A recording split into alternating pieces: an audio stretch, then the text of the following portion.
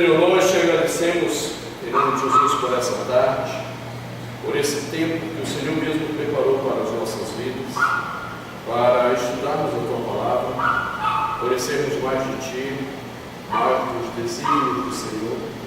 E pedimos, Deus, que o Teu Espírito nos encontre com a Tua Palavra, nos instrua na verdade do Senhor, para a glória do Teu nome, em nome de Jesus. Amém. Muito bem, irmãos.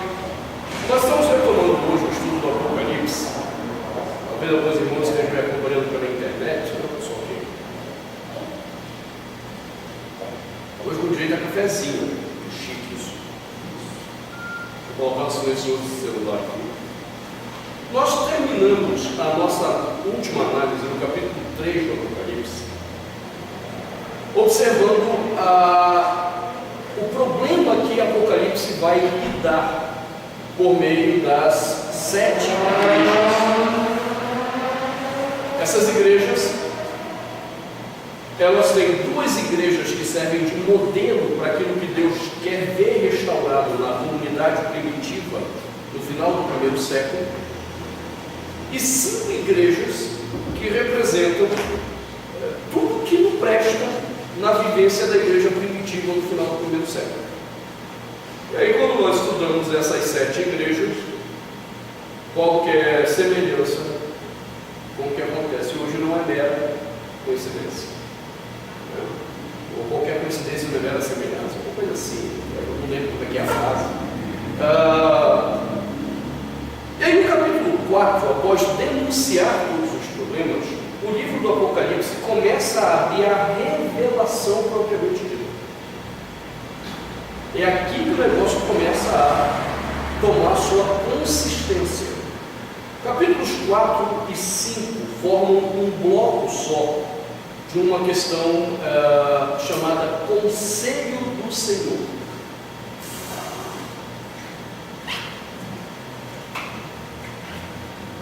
Ou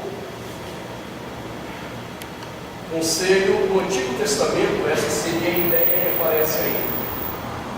E aí aparece, seria o nome de Deus no Antigo Testamento, ou o conselho daquele que é santo, né? É o que nós temos no capítulo 4 e 5. E aí nós vamos dar uma lida para a gente poder se situar no texto e começar então a analisá-lo. Diz assim no capítulo 4: Depois destas coisas olhei, e eis não somente uma porta aberta no céu, como também a primeira voz que ouvi, como de trombeta, ao falar comigo, dizendo: Sobe para aqui, e te mostrarei o que deve acontecer depois destas coisas. Imediatamente eu me achei em espírito, e eis armado no céu um trono, e no trono alguém sentado. E esse que se acha sentado é semelhante no aspecto à pedra de jaspe e de sardônio, e ao redor do trono há um arco-íris semelhante, no aspecto à esmeralda. Ao redor do trono há também 24 tronos, e assentados neles 24 anciãos, vestidos de branco, em cujas cabeças estão coroas de ouro. Do trono saem relâmpagos, vozes e trovões, e diante do trono ardem 7 tochas de fogo, que são os 7 Espíritos de Deus. Há diante do trono um como que mar de vidro, semelhante ao cristal, e também no meio do trono e à volta do trono 4 seres viventes cheios de olhos por diante e por detrás. O primeiro ser vivente é semelhante a leão, o segundo semelhante a novilho, o terceiro tem um rosto como o de homem, e o quarto ser vivente é semelhante à águia quando está voando. E os 4 seres viventes, tendo cada um deles respectivamente 6 asas, estão cheios de olhos ao redor e por dentro. Não tem descanso, nem de dia nem de noite, proclamando: Santo, Santo, Santo é o Senhor Deus, o Todo-Poderoso, aquele que era, que é e que há de vir. Quando esses seres viventes derem glória, honra e ações de graças, ao que se encontra sentado no trono, ao que vive pelos séculos dos séculos, os 24 anciãos prostrar-se-ão diante daquele que se encontra sentado no trono.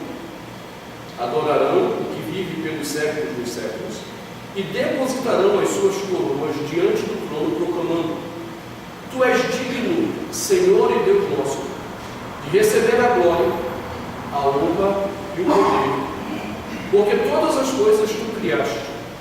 Sim, por causa da tua vontade vieram a existir e foram criadas. Para a gente poder começar a entender essa cena do conselho do Senhor, vale a pena a gente ter uma noção rápida da estrutura do capítulo 4, que vai se repetir no capítulo 5. É uma cena paralela. Capítulo 4, capítulo 5. Capítulo 4 tratando da presença de Deus no trono, capítulo 5 a presença de Jesus no trono. Então, pegue aí e faça a sua anotação. A primeira parte do capítulo 4, ela começa no versículo 2 e se estende até o versículo 8, na parte A, onde diz: os 4 seres viventes, tendo cada um deles respectivamente 6 asas, estão cheios de olhos ao redor e por dentro. Essa primeira parte é o que nós chamamos da manifestação da glória de Deus em seu trono. Tudo que vai ser falado até aí no versículo 8 vai tentar revelar a glória de Deus no momento em que ele se apresenta no trono e no conselho do juízo da história.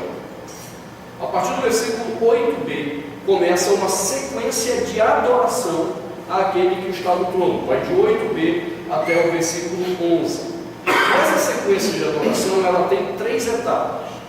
A primeira etapa canta-se um hino. 8b, eles começam a cantar: Santo, Santo, Santo é o Senhor Deus, o Todo-Poderoso, aquele que era, que é e que há de vir.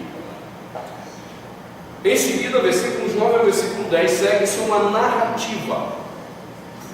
E então no versículo 11 apresenta-se um segundo hino. O que essa cena está tentando mostrar logo de cara? Vai começar o juízo. Aquele que é o Senhor absoluto da história se revela em seu trono glorioso para começar a descortinar diante de nós o juízo dele contra a história. E ao se apresentar, então segue-se primeiramente a adoração. Essa cena está muito baseada no livro de Isaías. Lembra que Isaías vem denunciando uma série de pecados de Israel até o capítulo 5. Quando chega no capítulo 6, Isaías entra no templo e se depara com aquele que é santo, santo, santo. E agora ele entende a autoridade do juízo que virá. A cena do Apocalipse aqui é parecida com isso, ela é baseada em Isaías, capítulo 6. Deus acabou de mostrar ao seu povo os pecados que o provocam, os pecados que geram a ira de Deus contra a igreja. Entenda bem isso. O ímpio está lascado. Ele vive no pecado. Agora, o que aconteceu nos Cartas foi Deus mostrar o pecado da igreja. E a partir daqui a ideia é: a igreja não está isenta da ira de Deus. Então ele é o que se assenta no trono para executar. Como é que é composto esse conselho do Senhor? A primeira coisa que nós vamos ver claramente é que o conselho do Senhor é composto do Deus triuno. Então peguem a sua Bíblia e olhem comigo. Ele começa a falar daquele que está no trono, o Deus Todo-Poderoso. No capítulo 5 aparece o Cordeiro. No versículo 5 do capítulo 4, os 7 Espíritos de Deus. Nós já vimos no capítulo 1 que essa simbologia de 7 Espíritos de Deus é um simbolismo que diz respeito ao Espírito Santo. Então, no conselho de Deus, ou na corte celeste, essa é uma outra expressão também usada para o conselho, a corte celeste, você tem o Deus triuno, você tem os anjos, você tem os 24 anciãos,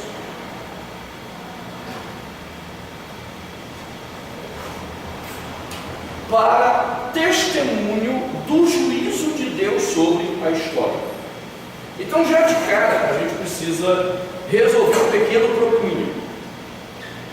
O Deus triuno, bem familiarizados. Os anjos, estamos bem familiarizados.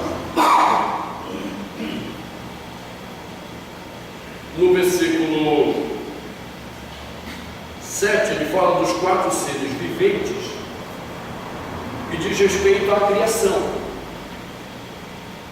Mas quem são os 24 anciãos? Este é um dilema apocalíptico, extremamente difícil de resolver. São muitas as teses sobre os 24 anciãos. E aí você pega, por exemplo, uma obra como a do Pierre Brijan, que compõe essa série. Esse aqui é outro livro, não é do Brijan, o Brijan está em casa. Você pega a série o livro do Grant Osborne, que saiu há pouco tempo, e eles não falam a mesma linguagem sobre os 24 anciãos. Veja como é disparatado o negócio.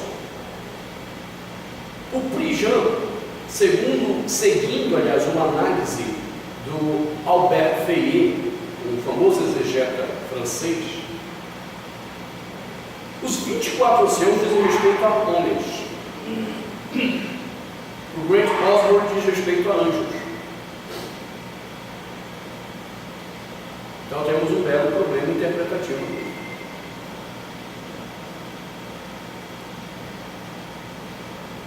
Meu problema com toda a interpretação é o número 24.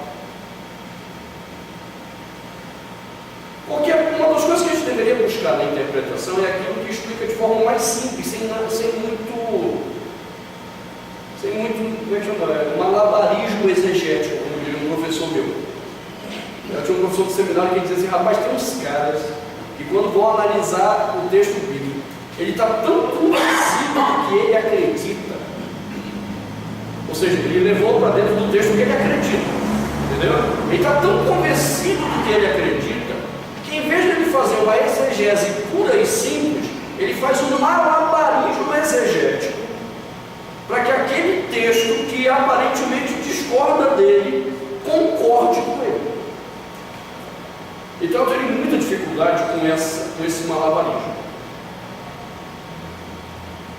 Observe que o ponto de partida para a gente é esse número. São 24 anciãos.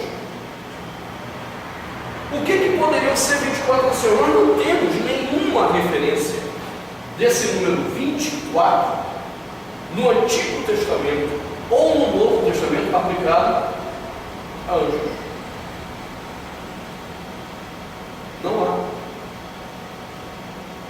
Mesmo que você entenda que 24 é um simbolismo que precisa ser desdobrado, 12 mais 12, compreenderam? O que é 12? O que é que 12 é usado na literatura apocalíptica e na Bíblia de diversas maneiras? 12 tribos de Israel, continua sendo homens. E se fosse esse outro 12 aqui, para dar 24, 12 o quê? Apóstolos, representantes da igreja, também seriam homens. Ou seja, mesmo no desdobramento, não aparece a figura angelical. A questão é, realmente nós estamos lidando com anjos? A conta que o Grant Osborne faz não bate com nenhuma das evidências. Porque, segundo o Osborne, o problema todo está na descrição, certo?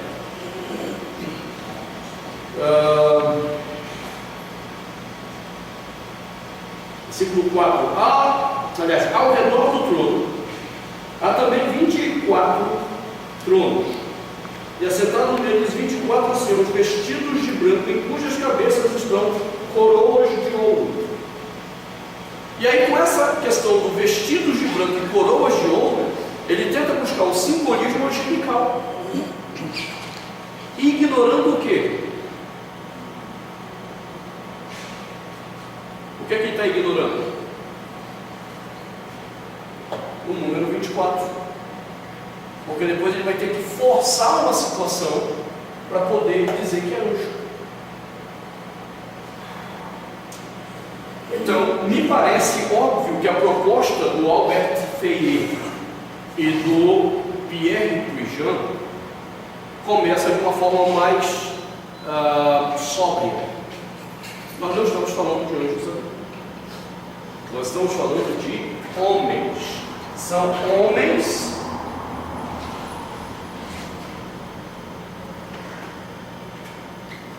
quatro anciãos, seriam homens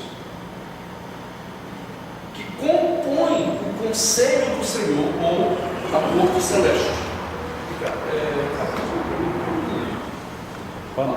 Sabe? Já sabe esse bloco. Ok. Vai que fique viciado no homem. Ai, que Terezinha. São homens. Resolvemos o problema? Ainda não. Se nós tivermos entendido que são homens, a próxima pergunta é: quem são esses homens? E aí, de novo, nós temos que discutir esse número 24.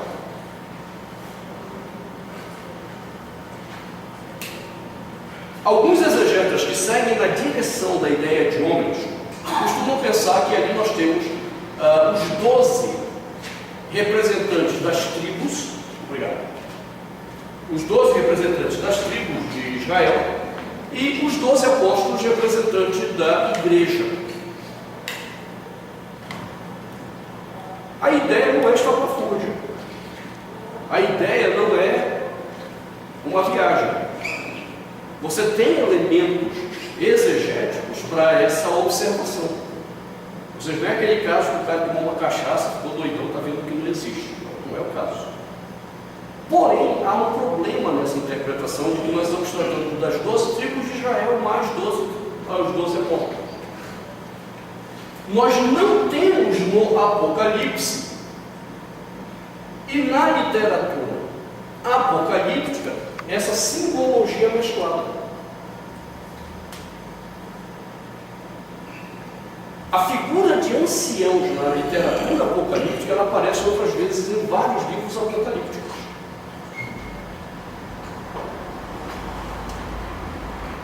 Nós temos hoje, os que não acompanharam os primeiros 2 anos do curso, nós temos mais de 250 apocalipse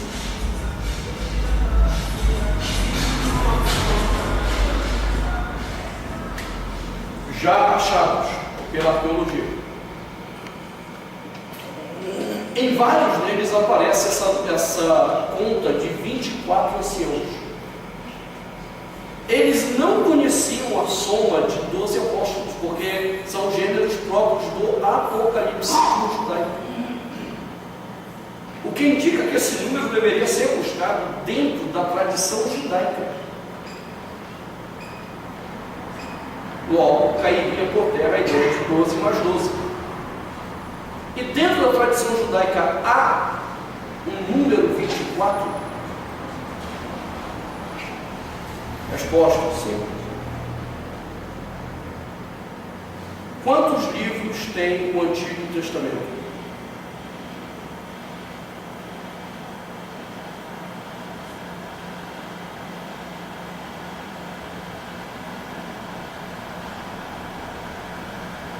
Vai Ei, quantos livros tem o Antigo Testamento? Vou pesquisar no Google aqui, peraí. Nós falamos 39. E se eu dissesse para você que esses 39 livros são exatamente 24?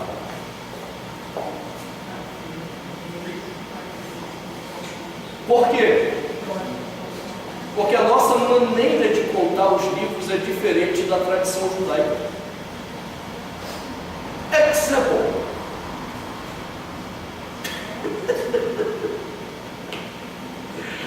A Torá. Nós ensinamos na igreja que os 5 primeiros livros da Bíblia, Gênesis, Êxodo, Levítico, Números e Deuteronômio, e a Bíblia hebraica, existe a Torá, é um livro só. Enquanto a gente fala de 5, o texto sagrado só reconhece como 1. De Gênesis a Deuteronômio é um livro só. A nossa tradição marca assim: primeiro e segundo Samuel, primeiro e segundo Reis, primeiro e segundo Crônicas. E na Bíblia hebraica não existe isso. É Samuel, Reis e Crônicas. Enquanto nós estamos contando 6 livros, na Bíblia hebraica só tem 3. Esdras e Neemias. É um livro só, Esdras e Neemias. Então, quando você vai desdobrando esse entendimento dos nossos 39 à luz da Bíblia hebraica, adivinha quantos livros vão dar se você seguir a Bíblia hebraica? 24. E o Apocalipse, antes de usava esse 24 como a simbologia exatamente dos 24 autores do Antigo Testamento.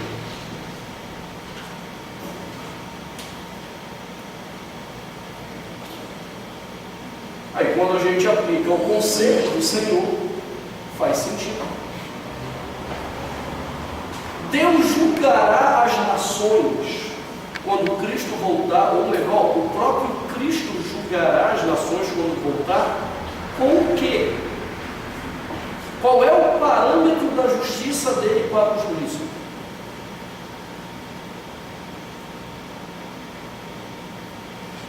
Quando Cristo voltar, ele vai olhar e dizer: não fica pra cara, não, vai pro inferno. É assim? Não, você não fez o que eu queria, não gostei. O seu caladão vai ser pequenininho. É assim? Não. É por isso que nós falamos que a Bíblia é para nós a lei de Deus.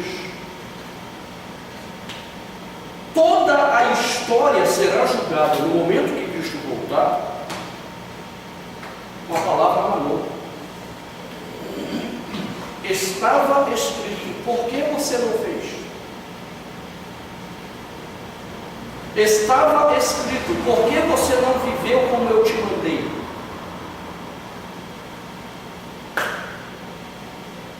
Aí faz sentido.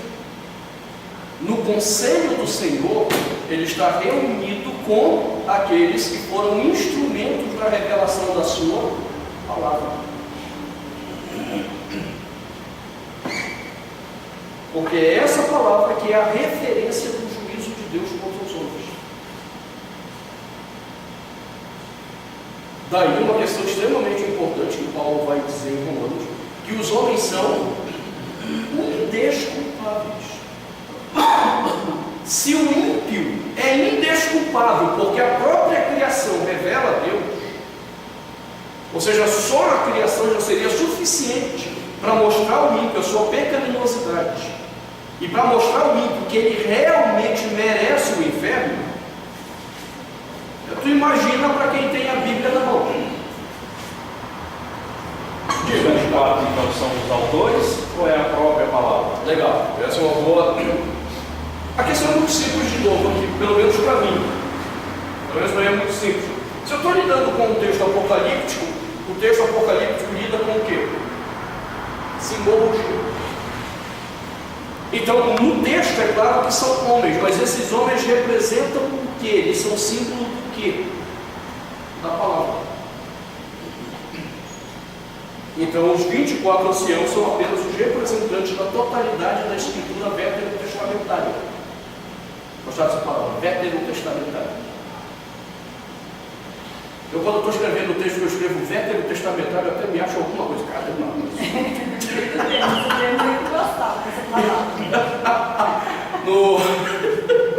no meu livro sobre o mito, que foi a minha dissertação de mestrado, quando eu tinha que escrever veterotestamentário, teologia veterotestamentária, tradição veterotestamentária, eu dizia, nossa, até parece chique esse negócio, cara. Mas é um termo, de fato, ainda bem que vocês entendem o que é. Quando o aluno meu leu esse livro, diz, eu só não entendi um monte de palavras, tem umas aqui que eu fui no dicionário e nem tem. Veterotestamentário. Ok, então na tradição veterotestamentária e apocalíptica é um símbolo. É um símbolo em que esses autores representam. Por quê? Então Deus vai se consultar com eles. É claro que não. Descabível até. Deus não se aconselha com ninguém. Por outro lado, o que eles estão dizendo é que Deus é fiel à sua própria revelação. Ele não fará nada, não julgará nada e nem ninguém fora do que ele revelou na sua palavra. Então é um símbolo da Escritura. O que às vezes eu ouço como crítica e questionamento, né, sobre essa interpretação é: ué, mas aí seria só o Antigo Testamento.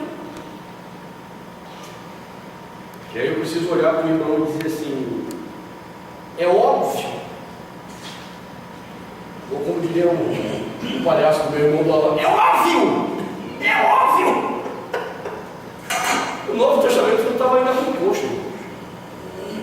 Ainda que o Apocalipse de João seja o último livro, a igreja só toma ciência da lista sagrada por volta do ano 182 no cânon muratoriano. A igreja nunca se sentiu, a igreja primitiva, nunca se sentiu na obrigação de fazer uma lista do que era sagrado. Aí quando chega lá por volta de 182, 100 e alguma coisa, 170, 180 alguma coisa, um pouquinho antes, um pecador miserável, esse no caso não redimido do inferno, porque nós somos pecadores miseráveis, só que nós somos redimidos. Aí tinha um que era não redimido, que achava que era crente, chamado Marcião. E aí o maluco começou a dizer que a lista de livros sagrados do Novo Testamento eram apenas as cartas de Paulo e Lucas. O resto tudo não era inspirado. Por quê? Porque Paulo era o apóstolo dos gentios e o Velho Testamento era o texto de um outro Deus, um Deus falso. Aí quando questionava o Marcião sobre onde Paulo cita o Antigo Testamento, ele não foi acrescentado. Paulo nunca citou aquilo não, acrescentaram lá. E Lucas, porque é o Evangelho escrito para os gentios. O Marcião foi que desafiou a igreja então a fazer a lista do que ela dizia ser sagrado. E a primeira resposta da igreja é o cânon muratoriano, que tem exatamente os 27 livros que nós temos no Novo Testamento.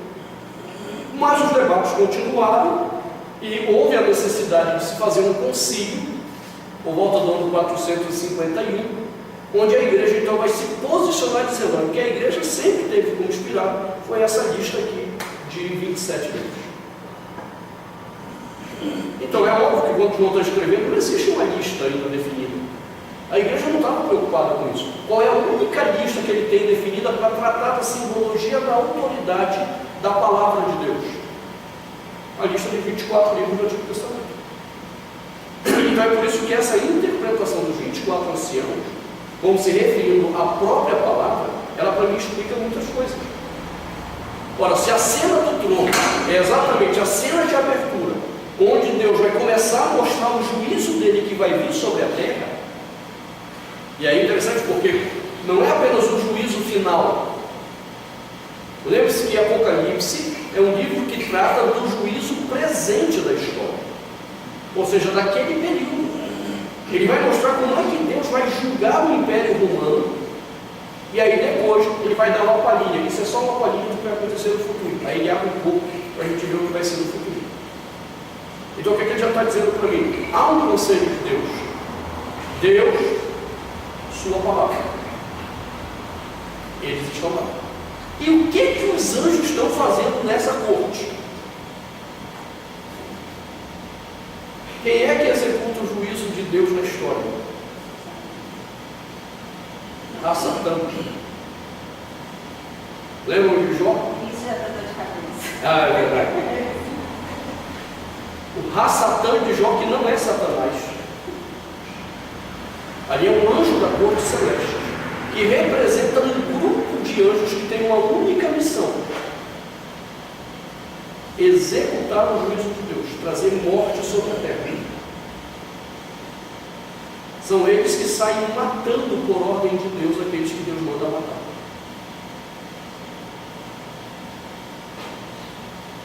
Onde que esses anjos estão? Na corte. Segundo Jó, eles se apresentam diante de Deus.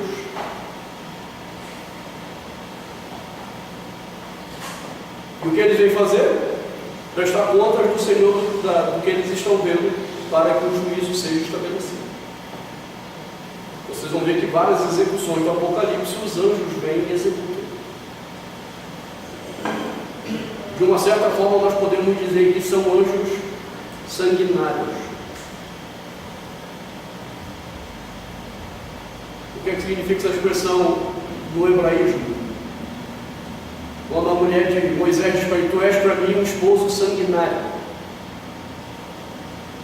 Tu és o esposo que traz a morte. Então são anjos sanguinários. Eles trazem a morte por determinação de Deus.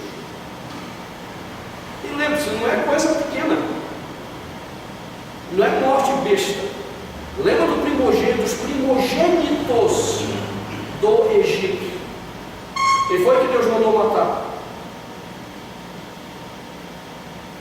Criancinhas. Primogênitos, os primeiros. Só gente, não, ele mandou matar até dos animais.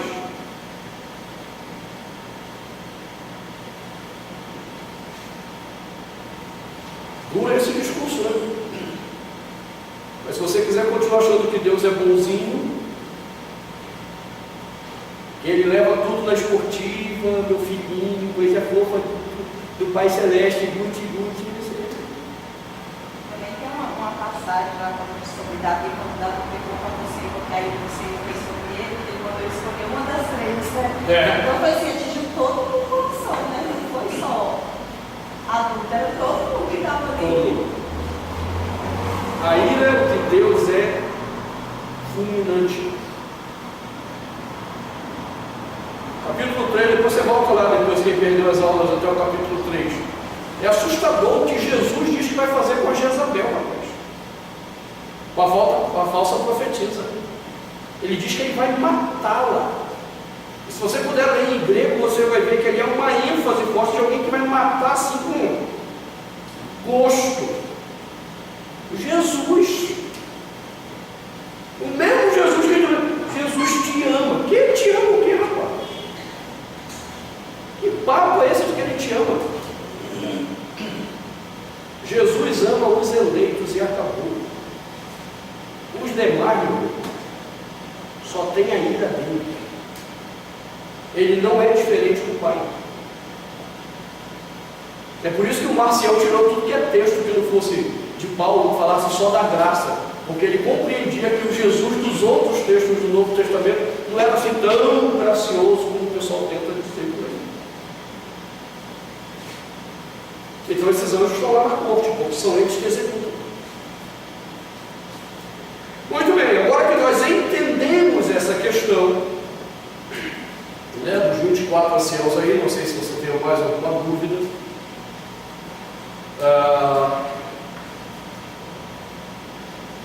Os seres viventes, vamos dar uma olhada também neles, para depois poder fazer a leitura da mensagem. Versículo 8, perdão. Versículo 6. Há diante do trono um como que mar de vidro, semelhante ao cristal.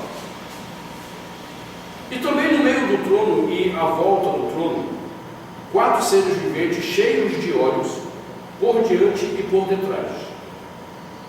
O primeiro ser vivente é semelhante a leão, o segundo semelhante a novilho, o terceiro tem o rosto como de homem, e o quarto ser vivente é semelhante à águia quando está voando.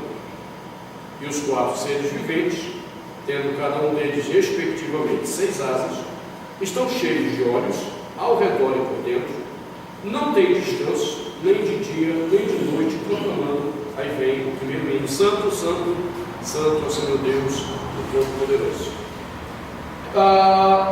Pano de fundo dessa visão: Ezequiel capítulo 1, versículos 5 e 10, e ainda Ezequiel capítulo 10, versículo 20. Nessa visão de Ezequiel, os 4 seres viventes são anjos. Também aparece a mesma ideia no livro de Isaías. Isaías capítulo 6, versículo 2, também apresenta a figura dos anjos com 6 asas, dizendo que eles são querubins. O que esses anjos representam? A criação. Diante do trono é trazido a Deus toda a criação para que o juízo seja executado. Então vamos pegar aí o primeiro caso, quando ele diz no primeiro ser vivente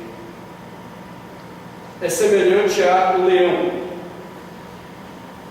O que o leão representa na criação, segundo as tradições veterotestamentárias? Oh, rapaz, foi quase completo. Se aquele pecador do trono tivesse mandado um café, aí ia ficar assim, racionando. Está racionando, mas eu vou falar para você, viu? Está difícil esse negócio para mim. O que o leão representa na tradição veterotestamentária da criação? Os animais selvagens.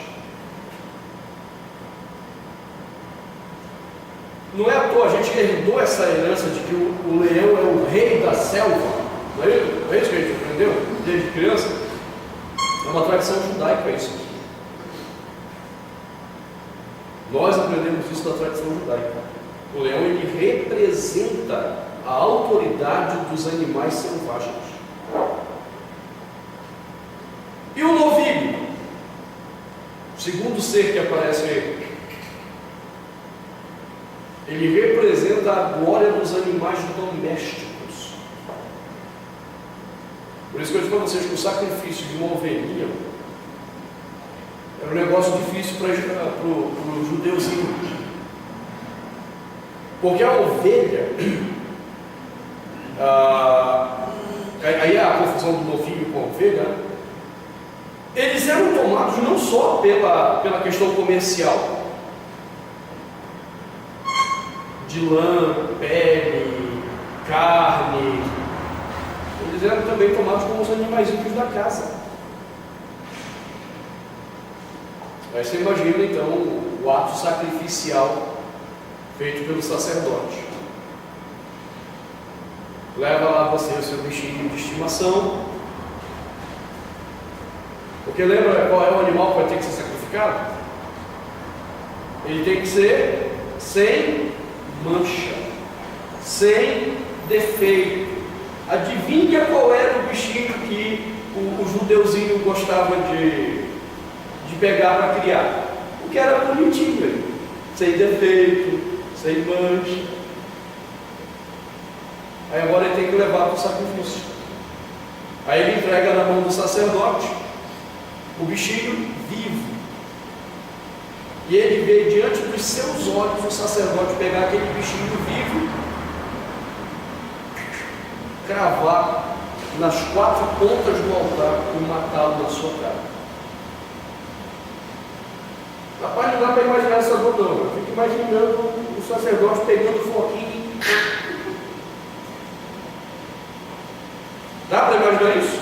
Mas era assim que funcionava. A dor que você ia sentir era apenas para lembrar a dor que você provoca em Deus quando rouba a glória dele para você.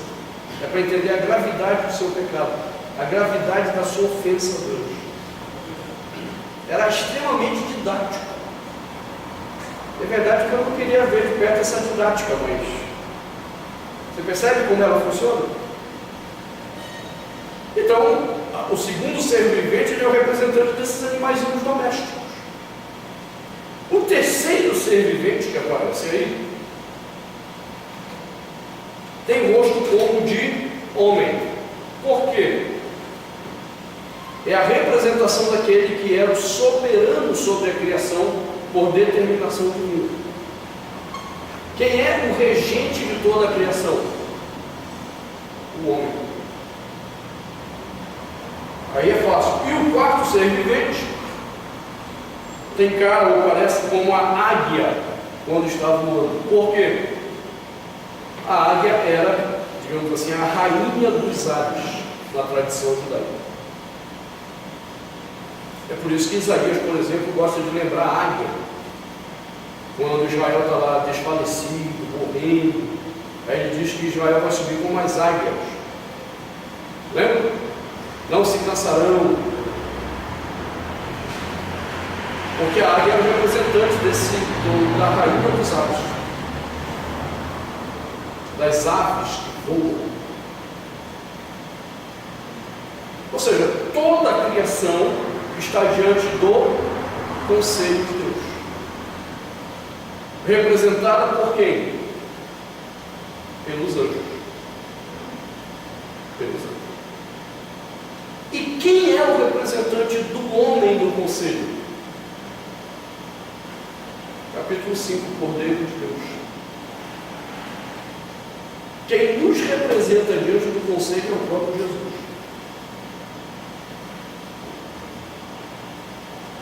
Visto que nem o homem pode compor o conselho do Senhor. Por isso que o capítulo 4 e o capítulo 5 eles têm que ser lidos paralelamente. Paralelamente. Até aí, tranquilo? Nenhuma dúvida? Essa questão do versículo 6, mais de vida, que seria a função. Muito bem. Está diante do trono como que mar de vidro, semelhante ao cristal. O que significa o mar na literatura apocalíptica? Mal. É por isso que quando estabelece esse novo céu e nova terra, diz que já não haverá o mar, não mais existirá.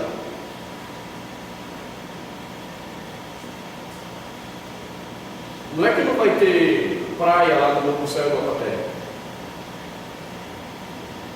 Eu já quero logo deixar claro para vocês, vai ter praia no novo céu e nova terra. Eu não estou brincando, estou falando sério. Não, Deus, mas tu não vai comer camarão com caipirinha lá, meu filho. Eu quero deixar bem claro também isso. A Deus ficou animadinha ali, né? Vai pra praia. A pessoa que na época dela que ela ia lá pra praia dos Piauí e comia um camarãozinho com uma caipirinha.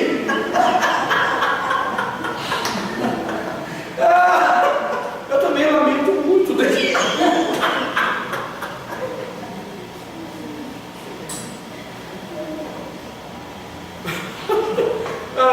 Quando o pessoal fala do mar já não existe, eu simbolizo, porque a ideia é a seguinte: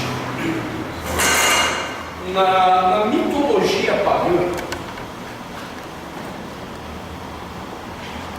na Mesopotâmia,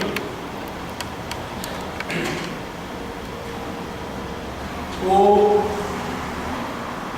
Iam, o mar, era de onde vinha Tiamat.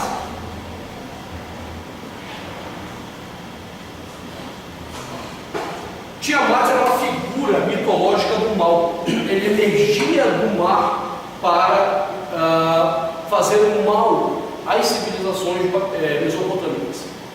Então, desde aquela época, Israel adotou essa simbologia para lembrar a origem do mal, de onde veio o mal. Então é apenas um símbolo. E quando ele diz, o mar já não existe, na verdade ele está dizendo que o mal deixará de existir.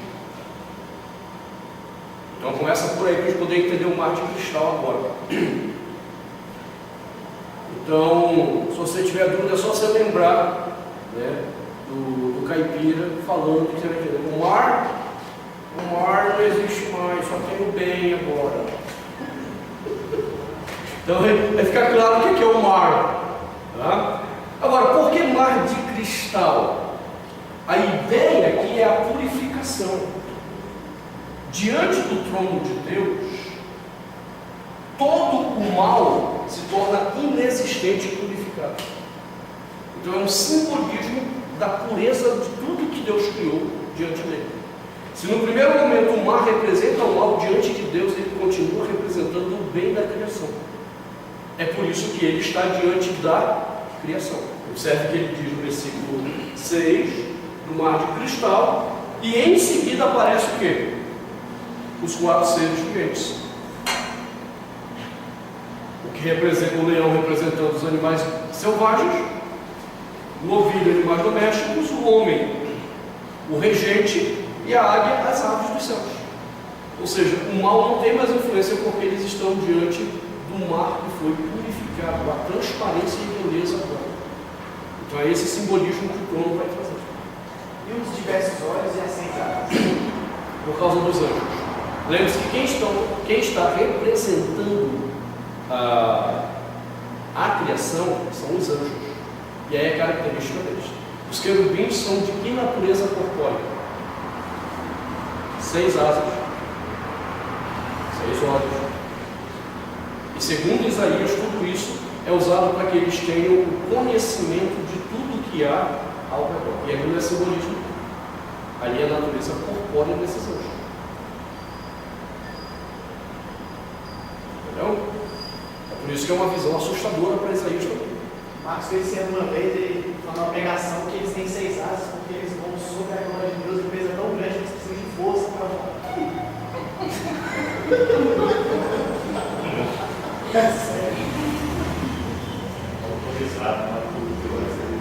Rapaz, depois que eu digo pro Marco Feliciano tomar umas cachaças doidas, o pessoal não acredita. Eu tenho DVD lá em casa. Não, não acredito. Está vendendo ainda? Não é um pecador mesmo. Você está entendendo o que eu acabei de falar no início da aula? Que às vezes a gente, em vez da gente ficar com uma exegese simples que explica o óbvio, a gente faz malabarismo exegético. O Marco Feliciano é ótimo para malabarismo exegético. Eu já soube de umas pregações, eu não assisto, eu não perco tempo. Sinceramente, falando muito francamente a vocês, eu não tenho estômago para ouvir pregações desses caras. Marco Feliciano, Silas Malafaia, aquele japonês da Assembleia de Deus, né? Takayama. Não tem estômago, cara. Não vai. Quando você tem uma análise bíblica sólida, séria, quando você ouve esses caras, arrepia. E não é o Espírito Santo, não, é a raiva. De baixo. É de baixo. Você sabe, né? A Universal, um tempo atrás, já há alguns anos, publicou no jornal dela que se você discernir se o Espírito é de Deus ou não, você perceber de onde está vindo o arrepio. Se o arrepio vem de baixo é do capeta, mas se vem de cima é de Deus, entendeu? Discernimento prático é você saber o que é de Deus e o que é do diabo. Olha, o pessoal está avançado espiritualmente. Mas lá em Isaías, ele fala sobre essas asas, né? Que duas cobrem os pés, duas o rosto e duas voam. Ali era para indicar o quê? No caso de Isaías, porque esse simbolismo de cobrir pé, o rosto, por causa da expressão que Isaías viu: santo, santo, santo. Quem pode sobreviver diante dele? Então eu tenho que me cobrir para eu não ser consumido pela glória dele. Ou seja, a ideia da reverência. Aí o cara viaja e precisa que sempre. Meu Deus do céu. Como diria um amigo meu, é melhor ouvir isso que ser surdo. Ok? Diga. Mas já deu horário? Como assim? Como que ele dizia? Mas agora eu passei a esquentar, ué. Isso mesmo. Vamos parar agora. Tá, então só duas observações finais para a semana que vem a gente fazer a análise da mensagem do capítulo 4. Uma pergunta que vocês não me fizeram. Versículo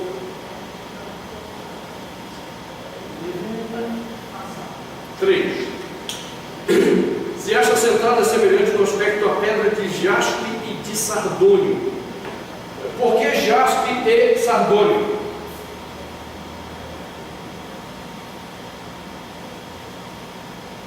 Segundo uma análise aqui do meu amigo, do Leonel, jaspe ela é uma pedra transparente, o sardônio é vermelho, que indicava na literatura apocalíptica o aspecto precioso e glorioso de Deus no seu trono.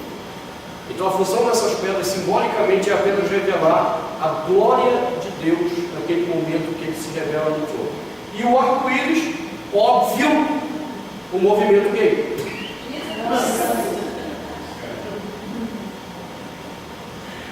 É óbvio que não, o movimento gay roubou um dos símbolos mais importantes da fé bíblica, o arco-íris. O arco-íris não é o movimento gay. O arco-íris é um símbolo bíblico de um Deus que prometeu não mais destruir a terra com água. É um símbolo da misericórdia de Deus até o dia do juízo de Cristo, quando Cristo voltar. Porque quando Cristo voltar, aí ele vai destruir com fogo. Todas as vezes que nós olhamos para o arco-íris, nós deveríamos ser gratos a Deus pela aliança que Ele fez conosco de misericórdia. E lamentavelmente o movimento gay roubou isso, e quando as pessoas olham para o arco-íris, começam a imaginar um monte de gay andando e fazendo parada pelo mundo afora. Não, nós temos que resgatar, é símbolo nosso, não é deles. Não é deles, é nosso.